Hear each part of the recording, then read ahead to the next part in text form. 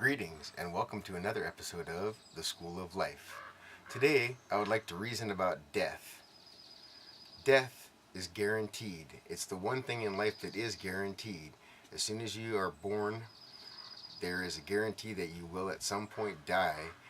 And facing our own mortality is a really difficult task for most of us. We are confronted with our own mortality as we get older, as we experience the death of friends and loved ones around us, and as we experience our own close to death acts that happen during the course of our lives, whether they're self imposed or accidents or other kinds of catastrophic illnesses or whatever.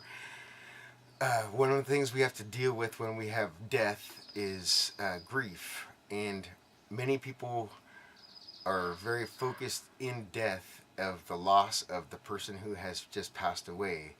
And there's really nothing that can be said about that. Each person has their own individual way of grieving the loss of a loved one who has passed on. One thing that I always try to do for myself, because I have to deal with so much death in my life, as a fire captain and EMT, I'm around a lot of people who have passed away in front of me. And because I work in my own community, many of these folks are actually my neighbors and very good friends and sometimes family members, and it's never easy. I go through my own grieving process as well, and I have to accept that death is a part of life. I cherish every moment of life. I find that it's really important that we spend a little bit of time in the grieving process, acknowledging that the person who we have lost has died, and that we are sad for their loss in our lives, and acknowledge that that is the case. But when we really spend our time and our energy around the loss of this person, what we should really be doing, and I just say this from my own perspective, so you're going to feel a different way.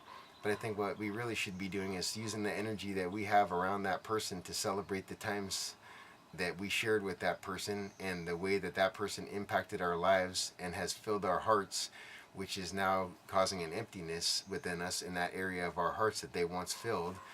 And to try to redirect our energy toward other people who are living to try and help them through a difficult time. Recently, I've been to a funeral, a wake, a ceremony or a celebration for a person who took his life. He was a young man in his 40s, and apparently he was suffering an insurmountable amount of pain. And a lot of that was a mental anguish, and it may have been a chemical thing. It may have been something that was a little bit more deep-seated, psychological. That's not the point. The point is that this young man decided to take his own life and left behind a grieving family. Now, it's really hard to reconcile that loss when the person has intentionally taken their own life and they have died out of the natural order of things, which means that they have died before their parents. So I feel very sad for the parents because I know that they're losing a child, and there's really no way of understanding or accepting the loss of a child before your own time. So in their case, this is a slightly different situation. When a person has become ill and has run a course of a long illness and you have time to prepare for that, or a person has gone to old age and you've had time to prepare for that, that's one thing.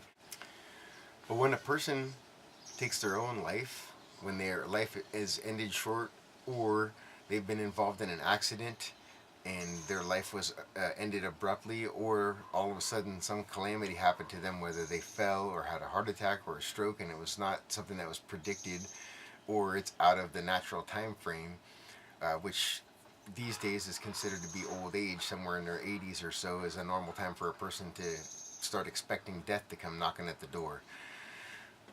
It's very difficult when a person dies too young or out of the natural order of things, and that's where, really we really need the help of our friends. Which is not to say that people don't need support all the time. I believe that, if you're around somebody who has lost a loved one, it's really crucial that you provide some support for that person, help them to feel loved, help them to feel surrounded by people who care about them and how they're doing, and check in with them because they're going through a very difficult time. When somebody has died out of the natural order, it's especially important to go and seek the people who are feeling that loss from that person's untimely death and make sure that they're really okay, because those people are going to be struggling more than somebody who has known that the person that they're losing is dying from some long-term illness or from old age.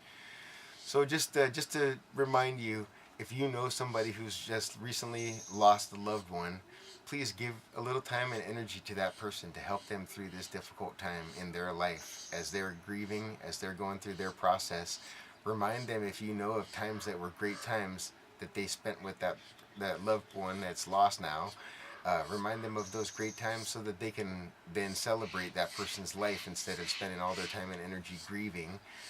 Celebrating a person's life is a significantly better way to use that time and energy, and it really honors the person who has passed away in a better way. One last thought here. I would like to leave everybody with this idea that really every moment is a blessing. If you're born, if you wake up today, you should be giving thanks that you are awake, that you are alive, that you have another opportunity to live a day.